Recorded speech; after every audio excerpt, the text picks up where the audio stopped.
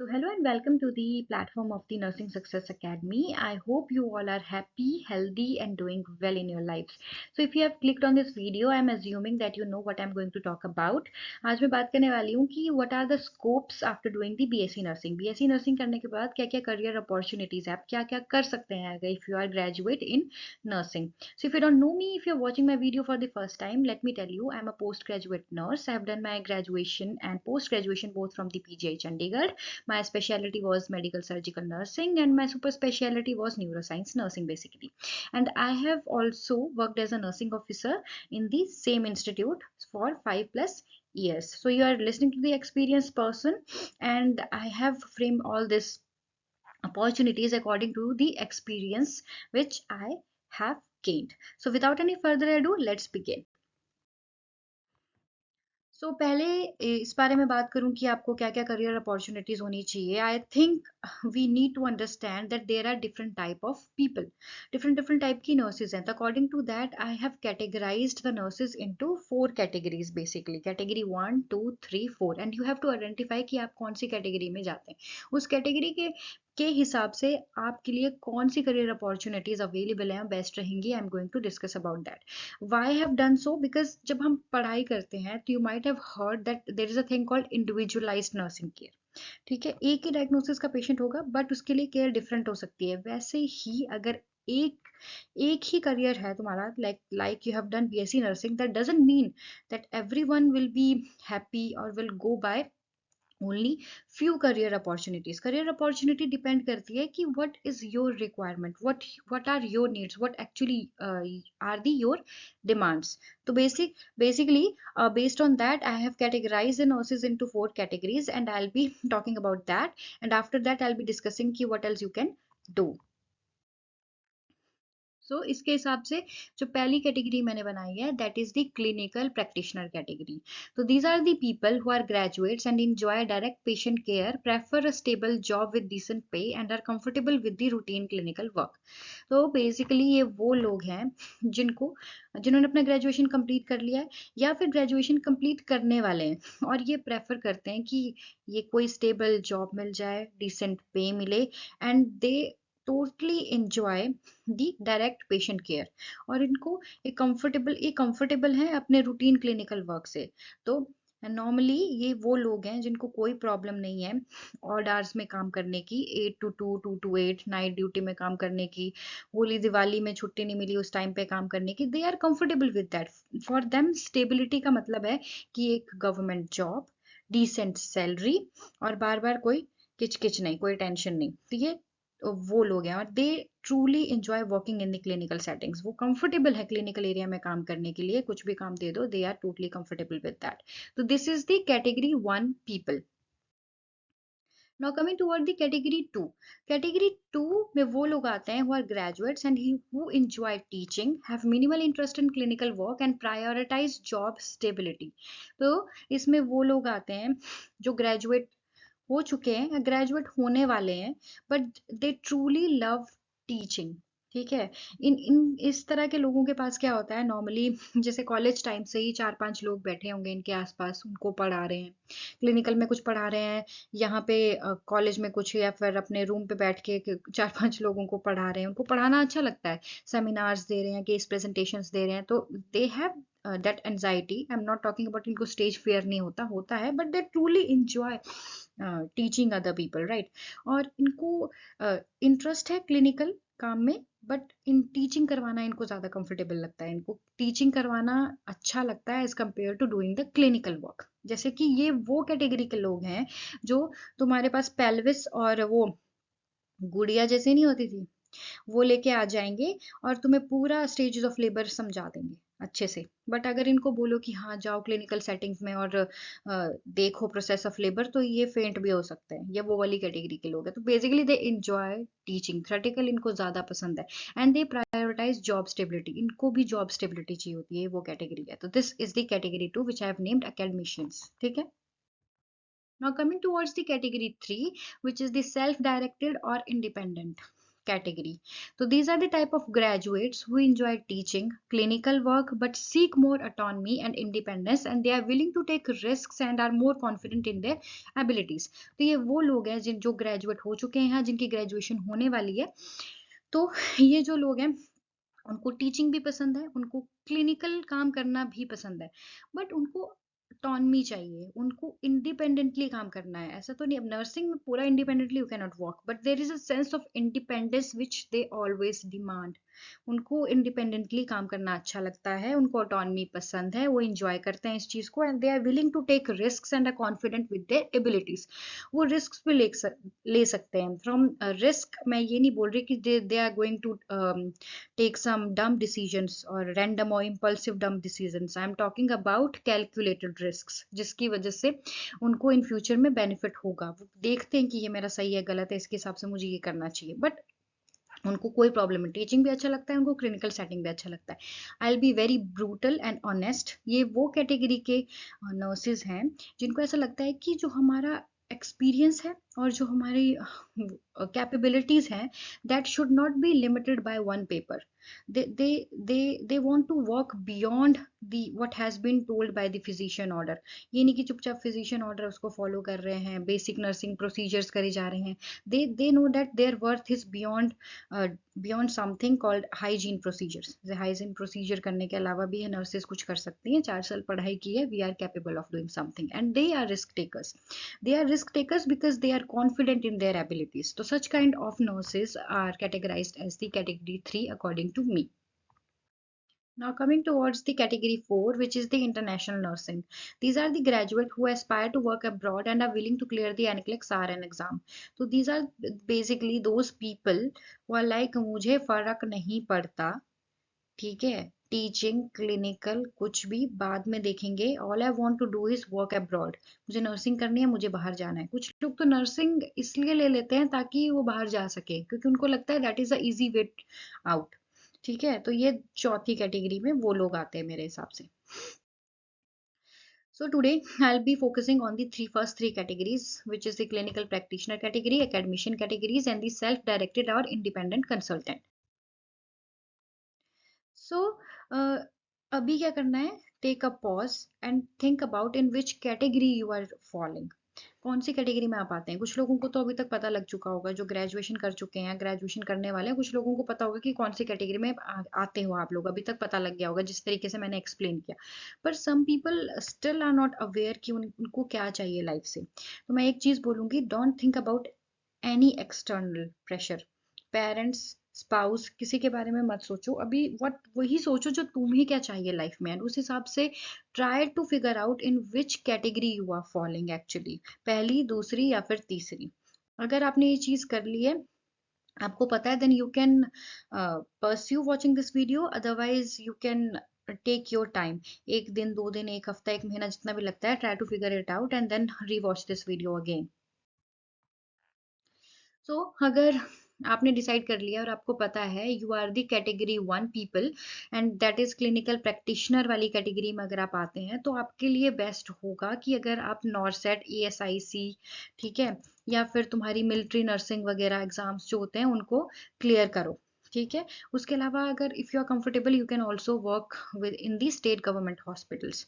तो आपको क्या करना है, आपके लिए बेस्ट होगा कि you start working as the nursing officers, क्योंकि आपके लिए स्टेबिलिटी का मतलब है एक अच्छी जॉब, स्टेबल जॉब। अब मैं बोलूंगी सेंट्रल गवर्नमेंट में काम करना ज्यादा बेटर होगा, क्योंकि इफ यू गेट ट्रांसफर, तो ट्रांसफर एक एम्स से दूसरे एम्स में नहीं होता, ट्रांसफर होता है तुम्हारा विद इन द डिपार्टमेंट, एक डिपार्टमेंट से दूसरे डिपार्टमेंट में। तो यू कैन से दैट कि आप पूरी उम्र you are going to stay in one place for your whole life. तो उससे ज्यादा स्टेबिलिटी क्या ही है भाई।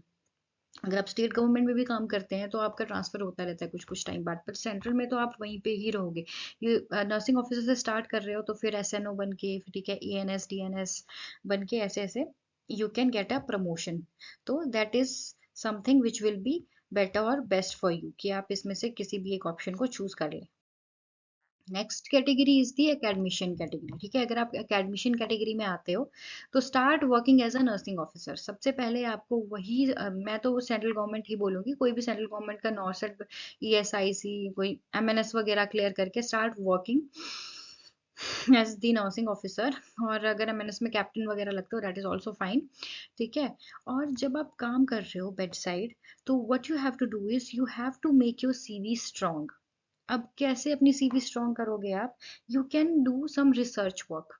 तो what you can do is, अगर आपके पास कोई आइडिया है, कोई रिसर्च टॉपिक है आपके पास कि इस पे हम काम कर सकते हैं, तो you can go and talk to the consultant of that department. कोई उस डिपार्टमेंट का कोई कंसल्टेंट है जो जो रिसर्च वर्क में काफ़ी इंटरेस्ट दिखाता है, you can go and talk to them. अपने जो इंटरेस्ट है वो उनके साथ शेयर कर सकते हो आप, ठीक है।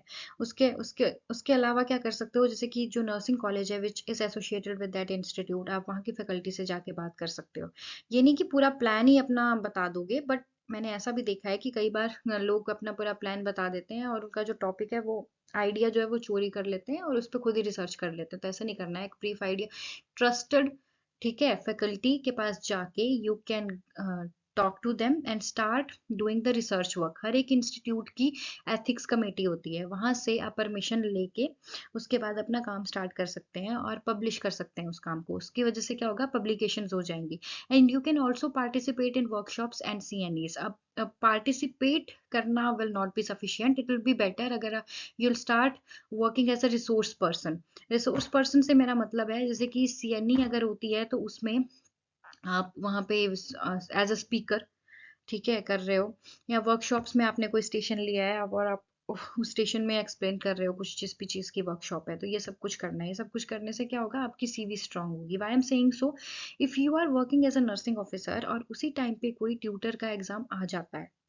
ठीक है, तो you can apply for that. What I have seen that इतने इंटेलिजेंट मेरे फ्रेंड्स थे कुछ काफ़ी intelligent, there were so many intelligent people around me, वो ऐसा सोचते हैं कि वी आर मेयरली ग्रेजुएट्स, तो MSc नर्सिंग वालों को ज़्यादा प्रेफरेंस मिलेगी एम्स में ट्यूटर के लिए, ठीक है। That is correct to some extent but not truly और 100% करेक्ट, ठीक है। क्योंकि ऐसा होता है कि अगर कुछ कुछ अगर आपका सीवी स्ट्रांग है, अगर वो देख रहे हैं कि इस बंदे ने की पब्लिकेशंस भी हैं, already doing some research work, ठीक है, पार्टिसिपेटिंग इन सम वर्कशॉप्स और was speaker in certain national level CNEs or something sort of that, तो उस उससे क्या होगा कि they'll see certain potential in you, तो ग्रेजुएट बंदे को भी ले लेते हैं। आई have scene my many friends who were merely graduates and were selected as a nursing tutor in the reputed institutes, ठीक है। तो ऐसे नहीं सोचना है कि हम मेरली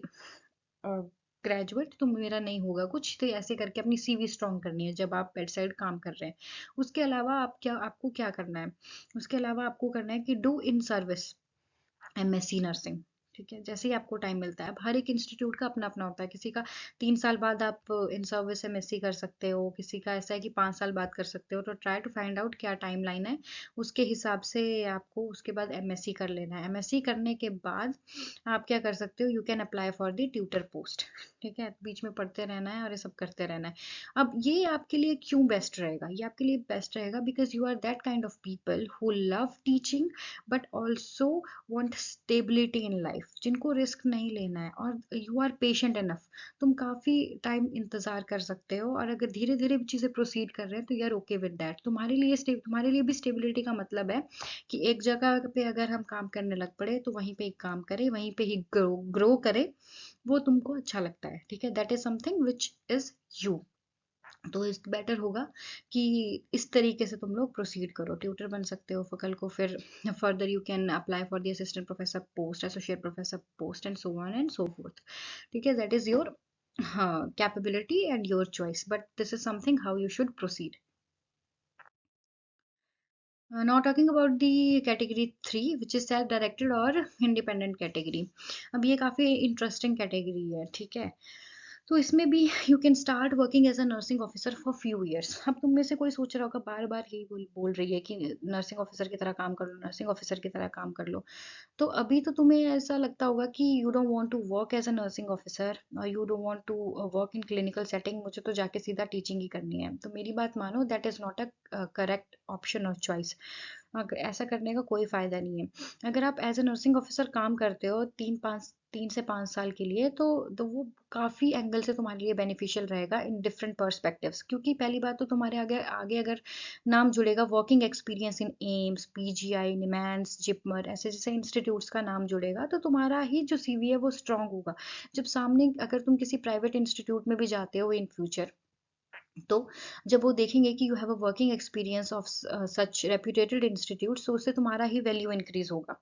ठीक है, तो that is why I am forcing again and again to become a nursing officer. और मैं चाहूंगी कि आप सभी ऐसी जगह पे काम करें, ऐसी जगह पे एज अ स्टाफ काम करें जहाँ पे जो टीचिंग इंस्टीट्यूट है, ऐसे रैंडम। क्योंकि टीचिंग इंस्टीट्यूट इसलिए भी बोल रही हूँ क्योंकि कई बार क्या होता है, बिकॉज ऑफ सर्टन कंडीशंस और सर्टन सिचुएशंस, ये जो कैटेगरी 3 के लोग हैं वो कैटेगरी 2 में शिफ्ट हो जाएंगे। नाउ दे वांट स्टेबिलिटी, उनको नहीं हिलना है अपनी जगह से। तो अगर आपका नर्सिंग ऑफिसर का एक्सपीरियंस होगा, तो we know that in 95% of the cases AIIMS जो है वो क्या बोलता है, वो बोलता है कि 3 years of experience in teaching institute चाहिए उसको। ठीक है, तो आप ट्यूटर भी बन सकते हैं। अगर आप नहीं चाहते, मतलब तुम्हें बिल्कुल इंडिपेंडेंट वाला ही तुम्हारा लगा है कि तुम्हें इंडिपेंडेंटली काम करना है, तुम्हें वैसे अच्छा लगता है, तो फर्दर तुम आगे क्या कर सकते हो, लेट मी टेल यू। तुमने नर्सिंग ऑफिसर की तरह 5 साल काम कर लिया जस्ट, ठीक है, 3 to 5 years तुमने काम कर लिया।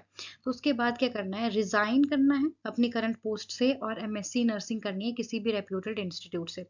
तुम बोल रहे हो ठीक है कि इससे क्या फायदा होगा, let me tell you. You can work in different sectors और तुम्हारे डिफरेंट रोल्स होंगे। Like you can work as a nurse educator.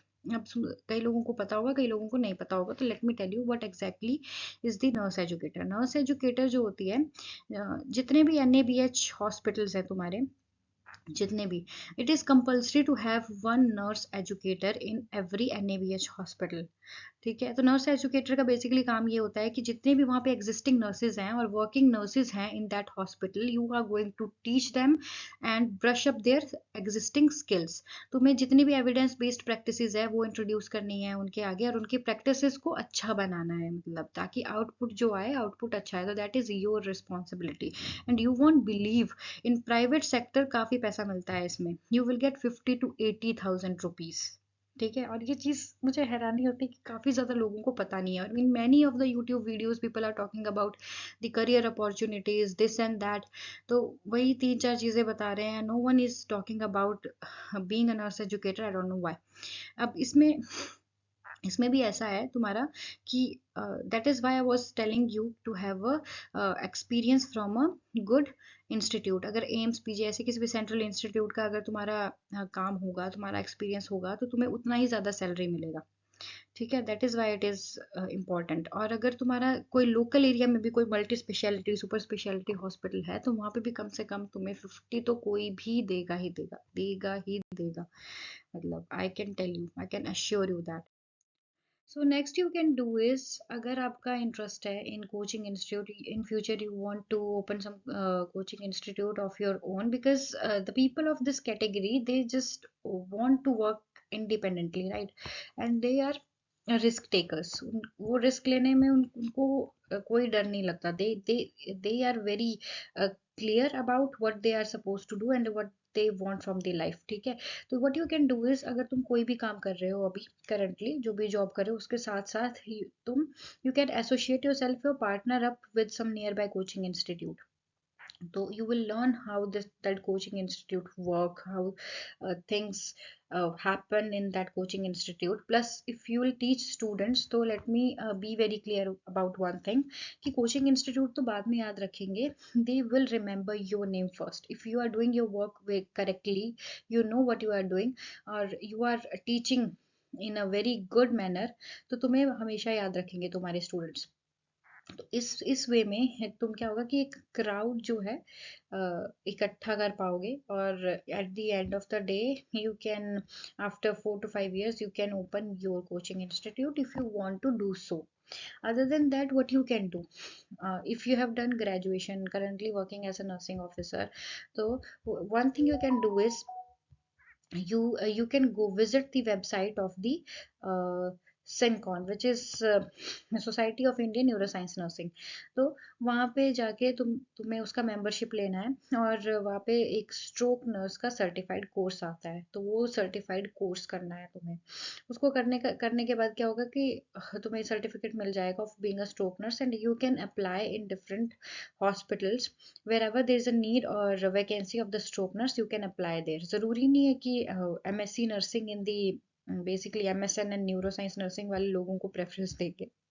जिनके पास ये कोर्स सर्टिफिकेट होगा उनको भी प्रेफरेंस मिलती है, और BSc नर्सिंग के बाद भी तुम ये वाला कोर्स कर सकते हो। Like in PGI we have stroke nurses, in IGMC also, and in southern region के भी कुछ रेपुटेटेड इंस्टीट्यूट्स है, वहाँ पे भी स्ट्रोक नर्सेस काम करती हैं। तो that will give you certain level of autonomy. जैसे कोई पेशेंट आता है तो यू विल असेस कि पेशेंट को स्ट्रोक है कि नहीं है, ठीक है। अब इसमें NIHS स्केल होता है, उससे तुम सिवेरिटी देखते हो स्ट्रोक का, ठीक है। तो वो सर्टिफाइड स्ट्रोक नर्स ही देख सकती है। Then you'll prepare the patient for MRI, you send the patient for MRI देखोगे, then you will discuss with the other faculty and or that all that stuff। तो ये सारा तुम्हें थोड़ा ऑटोनमी देता है। इसके अलावा तुम क्या कर सकते हो, you can also work as a infection control nurse. तो if you are working as a nursing officer, तो वहाँ उस एरिया में, उस इंस्टीट्यूट में करंटली कोई ना कोई तो इन्फेक्शन कंट्रोल नर्स होगी होगी। तो try to talk to her. कुछ भी काम कर रहे हैं, कैसे कर रहे हैं, क्या होता है ना। तुम बात करोगे, तुम तभी तो तुम जानोगे। अगर एक जगह बैठ के काम करके 6 घंटे की ड्यूटी करके घर वापस आ जाओगे तो कुछ नहीं होने वाला है, तो वैसा ही रहेगा, तुम्हें कुछ पता भी नहीं चलेगा कि क्या है। तुम आधे लोगों को तो ये भी पता नहीं होता कि हमारे इंस्टीट्यूट में इन्फेक्शन कंट्रोल नर्स है कौन, ठीक है। तो ऐसे करने से कोई फायदा नहीं है। तुम you have to open up, you have to get out of your comfort zone and talk. और जो ये कैटेगरी के लोग हैं, इनको पता है कि इनका फ्यूचर विजन क्लियर है। I have already explain they are the risk takers, ठीक है, राइट। तो यही डिफरेंस है इनकी और बाकी कैटेगरीज में। तो इनको इनको क्या, ये लोग बाहर जाते हैं, बात करते हैं, वहां जाके बात करो कि क्या हो रहा है, कैसे हो रहा है। और in future you can also get a chance to become a infection control nurse. So this is all about this video. Different categories मैंने तुम्हें बता दी, but I just wanted to give you a big advice basically for the category 2 and 3 people, जो कि teaching में ज़्यादा interest है जिन लोगों को, ठीक है। तो उन लोगों को PhD करनी ही करनी है। PhD करना बहुत इंपॉर्टेंट है, क्योंकि if you want to be a tutor, you want to get yourself as a tutor in some central institute और समथिंग, ठीक है। अभी तो इफ यू आर मास्टर और तुम ट्यूटर की तरह सेलेक्ट हो गए, but you are not going to remain as a tutor for your whole time period. Like जितना भी तुम काम करोगे तब तक ट्यूटर ही थोड़ी रहोगे। You just want to become assistant professor, associate professor। और I think this doesn't seem or look nice कि एक associate professor के पास PhD भी नहीं है और working in a central institute or something sort of that। तो basically PhD करना is important। तो हमेशा अपने vision में रखना है कि कभी ना कभी मुझे PhD complete करनी ही करनी है। अगर तुम मेरे से मेरा पर्सनल ओपिनियन पूछोगे तो मैं रिकमेंड नहीं करूंगी कि तुम रेगुलर बेसिस में 5 साल अपने लगा के PhD करो। इससे बेटर होगा कि if you are working somewhere else तो वहीं से डिस्टेंट तुम PhD कर लो अपने इंस्टीट्यूट से NOC लेके। तो that will be very beneficial. But always keep this thing in mind कि PhD तो मुझे करनी ही करनी है। अब some of you might be wondering कि मैंने दो चीजें तो बोली ही नहीं पूरी वीडियो में। जो पहली यहाँ पे दिख रही है, तो मैं nursing tutor in private colleges, and second is the nurse practitioner. अब इसमें मैं क्या बोलूँ यार, ठीक है। क्योंकि I have worked in the government setting, I have worked in the corporate area, and through my experience I will be very very honest and straight forward with you guys. जो शायद बाकी नहीं बोलते, मैं तुम्हें बता देती हूँ कि मैं किसी को भी एडवाइस नहीं करूंगी to start working as a nursing tutor in private colleges, private nursing colleges. I tell you why. If you have done your BSc nursing, ठीक है, तो उसके बाद कुछ लोग होते हैं कि I don't want to work in bedside, और I don't want to work as a nursing officer, मुझे अच्छा नहीं लगता ये वो। सो हम there are so many people who think that way. But अच्छा नहीं लगता से कुछ फर्क नहीं पड़ता। If you want to be in a teaching side, if you want to be faculty in future, you should have clinical experience. If you haven't seen patient independently in your whole life, then how what you are going to teach your students? हाँ, वो भी उन students भी बहुत चालाक होते हैं। हम भी कभी स्टूडेंट्स थे तो हमें भी ये फीलिंग आती थी कि इन वाले मैडम ने कभी क्लिनिकल में काम नहीं किया, खुद ये क्या सिखाएंगे। सबको ऐसा होता है, ठीक है। इसलिए that is why it is important to work in the clinical setting first of all. तो सेकेंडली प्राइवेट मैं इसलिए नहीं बोलूँगी ट्यूटर में की तरह काम करना, क्योंकि if you have done like you have if you have done your BSc nursing, और रूरल टू अर्बन की अगर मैं बात करूँ, you will only get 15 to 25,000, 15 to 25,000। अब तुम्हारे घर में घर बार तो सबने बनाया होगा, अगर तुम्हारे घर में अगर मेसन काम करने आता है, जिसको मिस्त्री बोलते हैं, मिस्त्री की एक दिन का जो सैलरी है दैट इज 750 रुपीज़। अगर तुम कैलकुलेट करोगे तो 22,500 रुपीज़ आएगा, तो वो 23,000 कमा रहा है और तुम 15,000 कमा रहे हो एक प्रोफेशनल क्वालिफिकेशन के साथ। तो अच्छा लगता है क्या? मुझे लगता है that doesn't seem nice. Even after doing BSc और तुम पढ़ा रहे हो, चलो that is your choice, I don't want to comment on that. अगर कुछ लोग पढ़ा रहे हैं तो, अगर जिनको अच्छा लगता है, फिर तुम एमएससी कर लेते हो। Even after doing the MSc, if you just go to some institute and talk to them like I want to work as a nursing tutor, they will tell you straight on your face कि madam आपने तो अभी अभी MSc किया है, we do not consider the experience after the BSc, we will consider the experience after the MSc, तो we will only give you 30,000 to 35,000, 30 to 35,000। They are only 5 to 10% of the institutes जो तुम्हें 40,000 तक दे देंगे, otherwise you are not going to get. अगर तुम्हें 40,000 तक मिल रहा है तो तुम कुछ टाइम तक कर सकते हो, but that is very rare side, otherwise you are only going to get 30 to 35,000। That is why I do not recommend anyone to join क्या बोलते हैं, nursing tutor, become nursing tutor in any private college.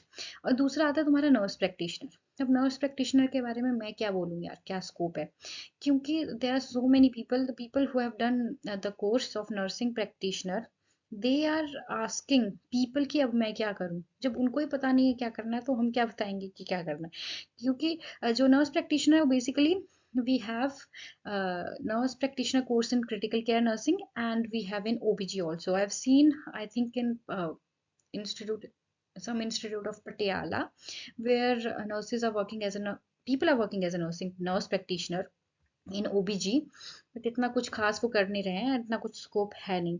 और उसके अलावा critical care का भी है नहीं, क्योंकि the reality is, the truth is, we are living in India, और इंडिया में इतना सिग्निफिकेंट चेंज लाना इतना जल्दी इट्स नॉट पॉसिबल, क्योंकि nurse practitioner can work independently, we know that she is able to diagnose, she is able to prescribe medication, और ये चीज किसी को डाइजेस्ट नहीं होगी इतनी जल्दी। We know that the other department will go crazy about it, and it's not that easy to practice as a nurse practitioner. So this is a recognized course by INC, I am considering that, but इसमें अभी कुछ खास scope मुझे दिखता नहीं है, तो फिर I don't think I should be commenting on this thing. So I don't recommend anybody to work as a nursing tutor in private colleges, and also I don't think कि nurse practitioner का course अभी फिलहाल, I am making this video November 2024, अभी कुछ खास scope मुझे लगता नहीं है, तो I should not be talking about this thing. So that's all for today's video, I hope you find this video helpful. मेरे पास जितना भी एक्सपीरियंस था मैंने उस हिसाब से बात कर ली। अगर आप चाहते हैं कि मैं एक वीडियो बनाऊं जिसमें मैं एक्सप्लेन करूं कि what is the role of the stroke nurse, what is the role of the infection control nurse, क्या काम करते हैं वो, कितना लिबर्टी है उनके पास, कितना ऑटोनमी है उनके पास, if you want to talk about the nurse educator and something, तो you can comment in the comment section and I'll make a video on that.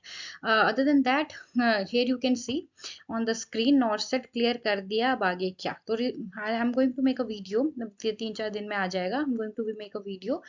You can see कुछ लोग ऐसे होंगे जिन्होंने अभी नर्सिंग ऑफिसर का एग्जाम क्लियर कर दिया है, ठीक है, and they are going to join as a nursing officer soon, but there are certain things which they should be aware about। अब तुम्हारा लाइफ चेंज होने वाला है, तो what are the challenges which you are going to face, what are the issues which you are going to have, or how you're going to handle that, or this is something I'm going to talk about in that video. So till then, bye bye, and don't forget to like, share and subscribe to my channel.